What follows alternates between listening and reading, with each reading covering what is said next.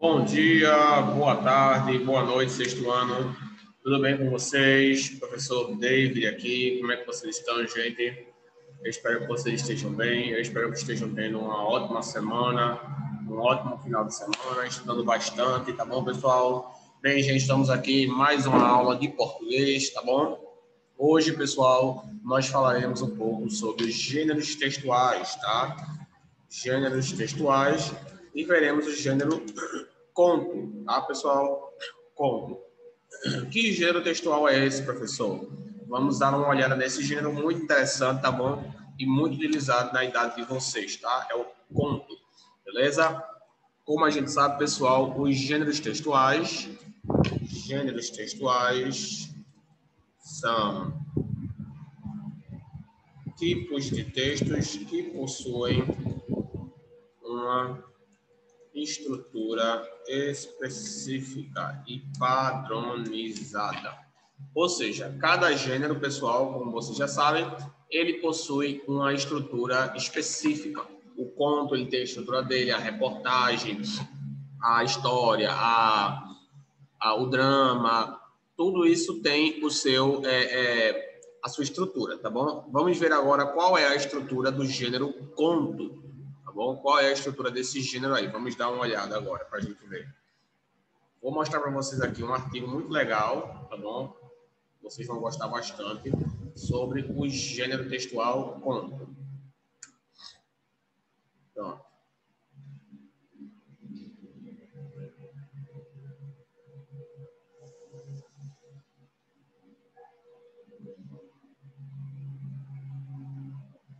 Pronto, vamos lá. O conto é um dos gêneros narrativos mais comuns na tradição literária brasileira.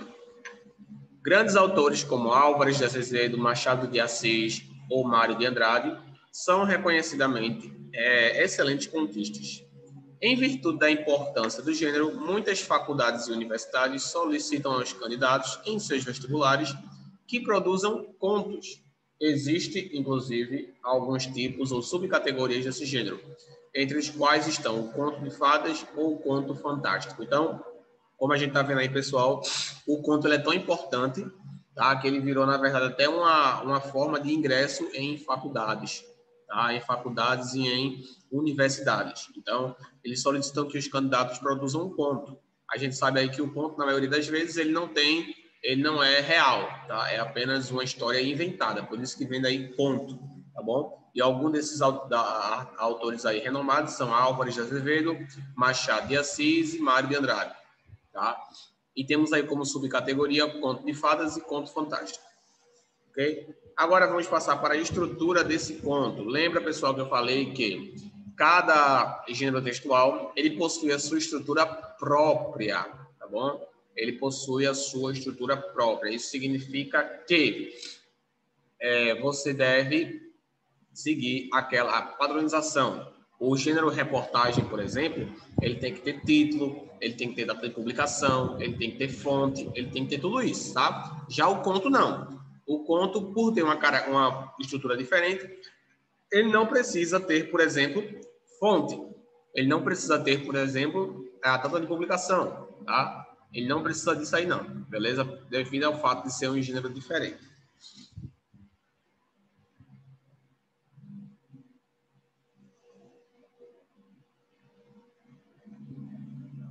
Ok.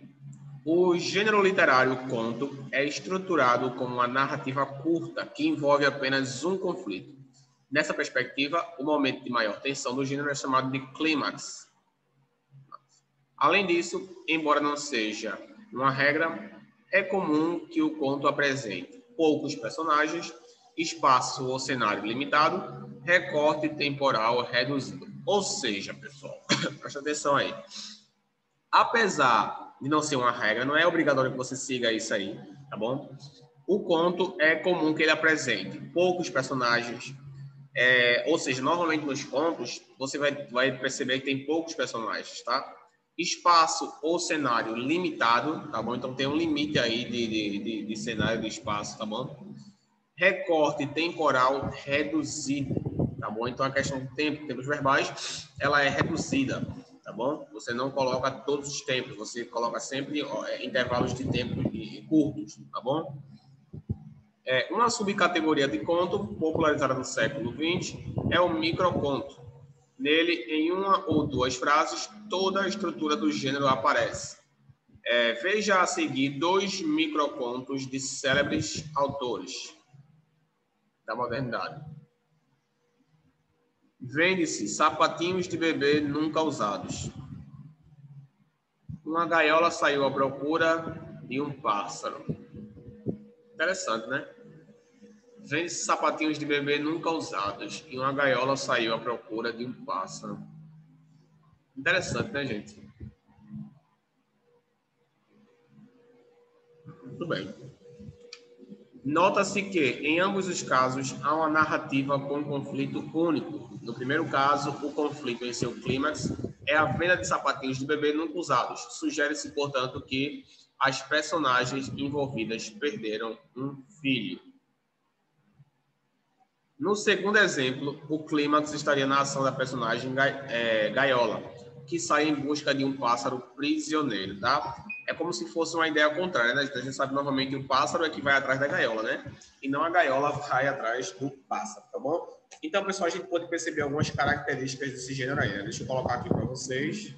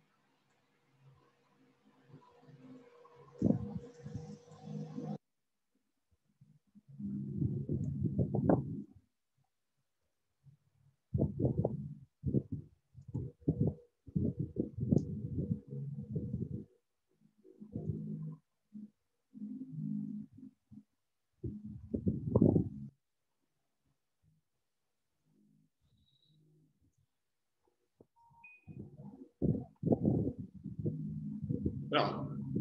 Então, aqui tem algumas características sobre esse gênero conto, tá, pessoal? Claro que tem mais, nós vamos observar ao decorrer dessa aula, né? É um gênero textual muito legal de se estudar, tá bom? Vale a pena. Deixa eu mostrar para vocês aqui outros exemplos de contos, tá bom?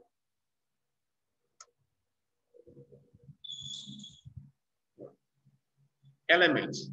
A estrutura do conto é baseada nos elementos fundamentais da tipologia narrativa. Nesse sentido, o gênero textual em questão deve ter personagens, tá? Esse elemento corresponde aos seres que executam e sofrem ações durante o enredo das narrativas. Nesse sentido, podem ser personagens, tanto seres humanos, quanto outros seres viventes, tais quais animais, plantas ou até objetos humanizados. Veja a seguir a apresentação da personagem Ana, do conto O Amor, de Clarice Lispector. Os filhos de Ana eram bons, uma coisa verdadeira e sumarenta. Cresciam, tomavam banho, exigiam para ser malcriados. Exigiam para si malcriados instantes cada vez mais completos. A cozinha, era espaçosa. O fogão enguiçado dava estouros. O calor era forte no apartamento que estavam aos poucos pagando. Mas o vento batendo nas cortinas que ela mesma cortara, lembrava-lhe que, se quisesse, podia parar e enxugar a testa, olhando o calmo horizonte. Como um lavrador, ela plantara as sementes que tinha na mão, não outras, mas essas apenas. E cresciam árvores. Crescia sua rápida conversa com o cobrador de luz. Crescia a água enchendo o tanque. Cresciam seus filhos. Crescia a mesa com comidas. marido chegando com os jornais e sorrindo de fome. O canto importuno das empregadas do edifício. Ana dava tudo, tranquilamente, sua pequena e forte, sua corrente de vida. Sua pequena e forte, sua corrente de vida. Tá bom? Então, a gente vê aí que nesse ponto aí, nós temos aí como personagens Ana, né? Os filhos de Ana, a cozinha dela e o seu esposo, né? Mas os principais aí são Ana e seus filhos, né? Que são os personagens principais desse conto aí. Nota-se que o leitor conhece a personagem pelas ações de Ana. Ela plantara as sementes que tinha na mão, não outras, mas essas apenas, bem como pela descrição de pessoas próximas a ela, como os filhos ou o marido. Além disso, sobre o cenário descrito, a cozinha em específico e o apartamento em geral. São também elementos que fazem o leitor pensar sobre quem seria essa personagem. Tá bom? Gente, é interessante que, no conto, você precisa fazer uma análise para você poder chegar e entender o contexto daquela mulher. Como Ana ela morava em um apartamento, a gente entende que o quê? Possivelmente ela tinha uma condição financeira boa, né? Pelo fato dela morar em um apartamento. A gente sabe que hoje, para morar em apartamento, tem que, de fato, ter uma condição boa, né? Porque a gente sabe que é caro o aluguel. Então, a Ana, possivelmente, ela tinha uma boa condição para morar em um apartamento. Tá? É isso que a gente entende aí, quando a gente faz essa leitura sobre Ana. Então, ela possivelmente tinha uma boa condição, né? O marido dela, como chegava com fome do jornal, possivelmente ele trabalhava. Então, você deve conhecer os personagens na narrativa, ao decorrer do tempo. Ao decorrer do tempo, você vai conhecendo os personagens e vai vendo qual a função de cada um deles aí naquele corpo, tá bom? Narrador. O narrador é aquele que conta a história ao leitor. Possui tipos, conforme se explica a seguir. Narrador em primeira pessoa, também conhecido como narrador personagem, é aquele que participa do enredo que narra. Os verbos utilizados são flexionais na primeira pessoa do discurso. Gente, no conto temos o narrador, tá? Como vocês estão vendo aí, e normalmente o narrador, ele utiliza os verbos na primeira pessoa do discurso, tá? Nós ou eu. Primeira pessoa do singular ou primeira pessoa do plural, tá bom? Eu ou nós. Narrador observador. Não participa da história, é alguém externo a ela, desconhecido das personagens e irrelevante ao conflito. Os verbos usados são flexionados na terceira pessoa do discurso. É importante dizer, esse narrador conta apenas o que vê, desconhecendo o futuro ou os pensamentos das personagens. Então, o narrador em primeira pessoa é aquele que conhece a história, que conhece o personagem, tá? Ele tem uma intimidade maior, diga-se de passagem, tá? Já o narrador observador, como a gente está vendo aí, ele não participa da história, tá? É alguém que está externo a ela. É desconhecido, ele só está literalmente narrando. Ele não tem conhecimento nenhum sobre os personagens envolvidos na história, tá bom? Como vocês podem ver aí. Então, ele não tem conhecimento, ele é apenas uma pessoa que está lá para narrar a história, mas ele não sabe qual vai ser o futuro das personagens, ele não sabe o que vai acontecer, tá bom? Como se ele tivesse, assim, apenas na função de narrar. Já o narrador de primeira pessoa é como se ele estivesse ali, como se ele conhecesse, tá? Ele fica dando uma dica, né, sobre o que pode acontecer, né? Descrevendo as personagens. Enfim, ele dá todo o traço que demonstra que ele tem, que ele sabe ali o que é que ele está do que ele está falando, tá bom?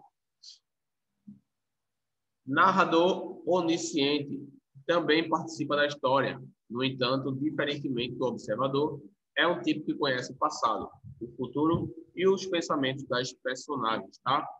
Esse daí, pessoal, é aquele que de fato sabe tudo, tá? Conhece os personagens, sabe conhece cada um deles, tá? Que é aquele que também dá dicas sobre a personagem, mostra o que pode acontecer, tá? Conhece a personalidade e as características de cada personagem. Então, temos esses três tipos aí de narradores, tá bom? No termo conto, no gênero textual conto.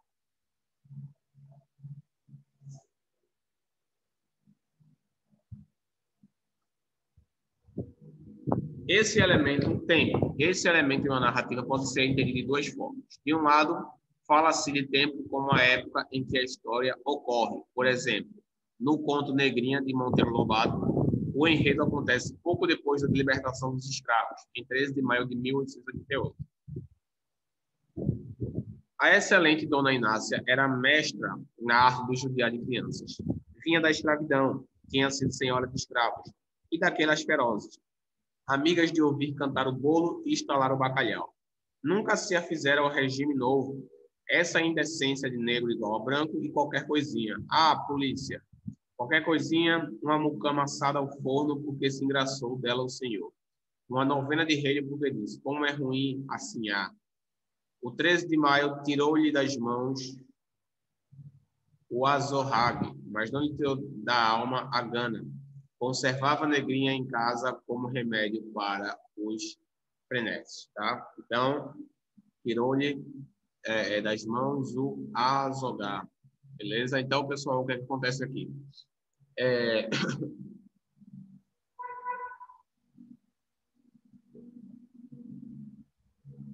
Pronto. Aqui, esse foi um conto de Monteiro Lobato, né? Como a gente pode ver falando sobre a questão do tempo, beleza?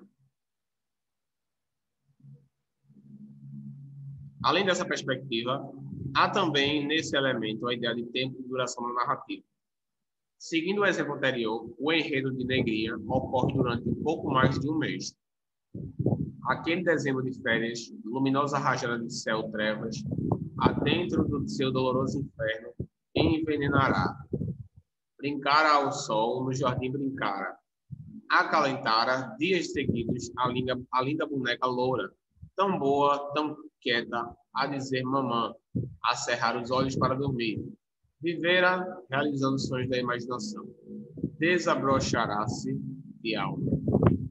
Morreu na esteirinha rota, abandonada de todos, como um gato sem dono. Jamais, entretanto, ninguém morreu com maior beleza. O delírio rodeou-a de bonecas, todas louras de olhos azuis, e de anjos, e bonecas e anjos. Remoinhavam-lhe em torno, numa farandola do céu. Sentia-se agarrada por aquelas mãozinhas de louça, abraçada, rodopiada. Mais um outro ponto aqui, tá, pessoal? Falando sobre a questão do tempo, a duração, tá bom?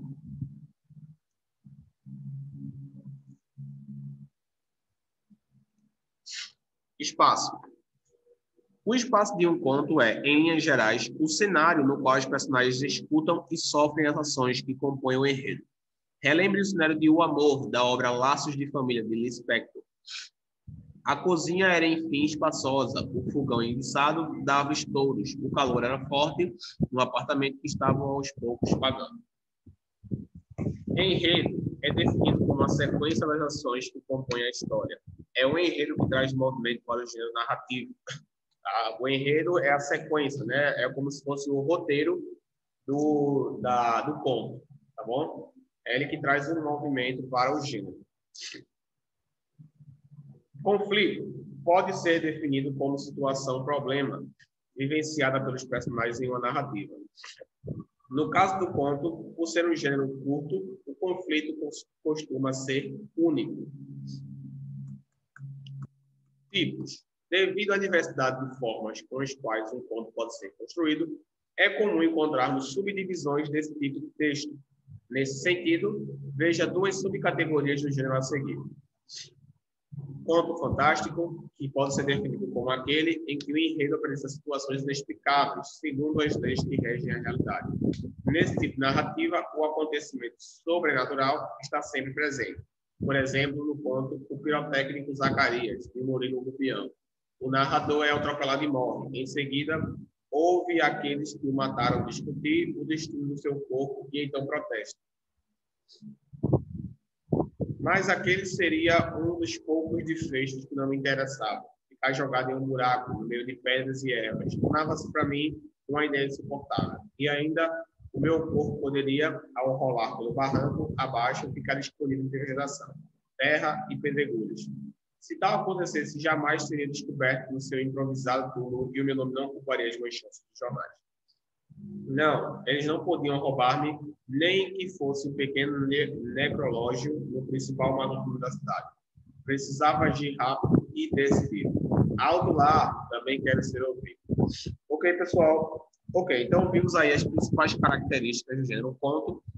Como vocês puderam perceber, é um gênero que apresenta várias características interessantes, tá? E importantes para o nosso conhecimento. São coisas que agregam muito nosso conhecimento, tá? E é que vocês precisam, pessoal, focar, tá? Focar nesses gêneros, porque são muito importantes para o desenvolvimento de vocês, tá bom? O gênero conto mesmo, ele é muito importante, ele é muito utilizado na série atual de vocês, né? Que é o sexto ano. Ok, pessoal, vou mostrar para vocês agora alguns pontos aqui, tá bom? Para a gente fazer a leitura juntos, tá?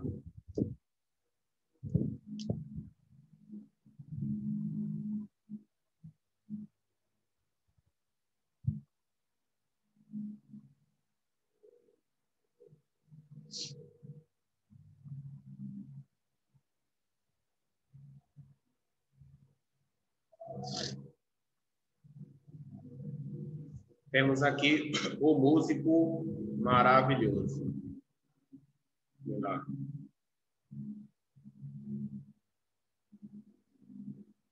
Vou compartilhar e vou ler aqui com vocês, tá?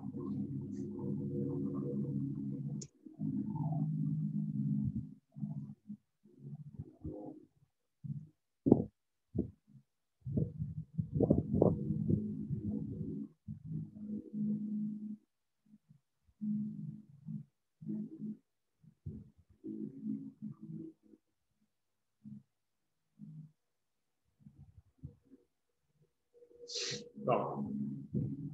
Num país distante, havia um músico que tocava muito bem violino. Como a vida não lhe corria muito bem, decidiu procurar um companheiro. Foi até a floresta e pôs-se a tocar. Até que lhe apareceu um lobo assustando. O lobo disse-lhe que tocava muito bem e que gostava de aprender a tocar como ele. O músico prometeu ensinar-lhe se ele fizesse tudo o que lhe mandasse. Então, ao dirigir-se para um cavalo velho, que estava oco e que tinha uma fenda no meio do tronco, o músico disse ao lobo que se quisesse aprender a tocar violino, teria que meter a pata nessa abertura. O lobo obedeceu e o músico apanhou uma pedra, entalando a pata do lobo na fenda. Como o músico queria encontrar um companheiro, lá continuou a tocar violino com entusiasmo, até que apareceu uma raposa encantada com a música, dizendo-lhe que gostava de aprender a tocar como ele. Pelo que o músico respondeu que para isso bastava que ele fizesse tudo o que lhe mandasse, e então continuaram a andar até chegarem a um caminho estreito. Aí ele prendeu com os pés 2 ramos de aveleira e, dizendo à raposa que se quisesse aprender a tocar violino, lhe desse a pata esquerda. O animal obedeceu e o homem atou uma das patas a um ramo e a outra ao segundo ramo. Ao tirar os pés dos ramos, eles endireitaram-se e a raposa ficou suspensa pelas patas. Como ainda não tinha encontrado um companheiro para formar a sociedade e ganhar a vida, sentou-se a tocar o violino. Entretanto, apareceu uma linda lebre que, ao gostar da música, lhe pede para o ensinar a tocar. O músico promete-lhe... Vamos ver...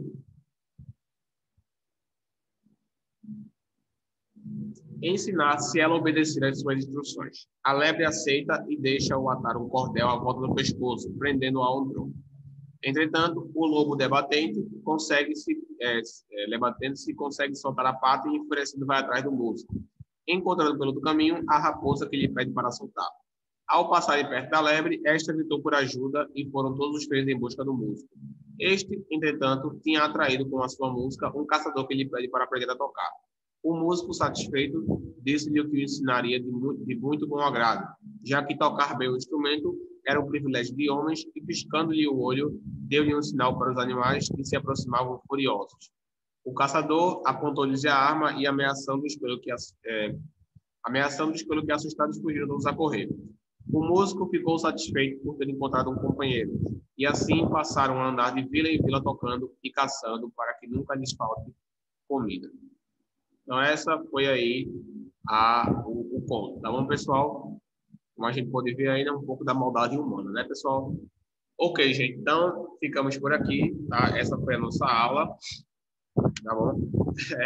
Nos vemos na próxima aula, beleza? Estudem aí mais sobre o gênero conto, tá bom? Tem no livro de vocês também. Na próxima aula, a gente pode falar mais um pouco sobre ele. Beleza, gente? Qualquer dúvida, vocês podem mandar para mim lá no WhatsApp. Estou à disposição de vocês. Beleza, gente? Fiquem com Deus. Tenham uma boa semana e nos vemos na nossa próxima aula. Tchau, pessoal. Qualquer dúvida, fala lá que eu vou responder vocês lá no Class, beleza?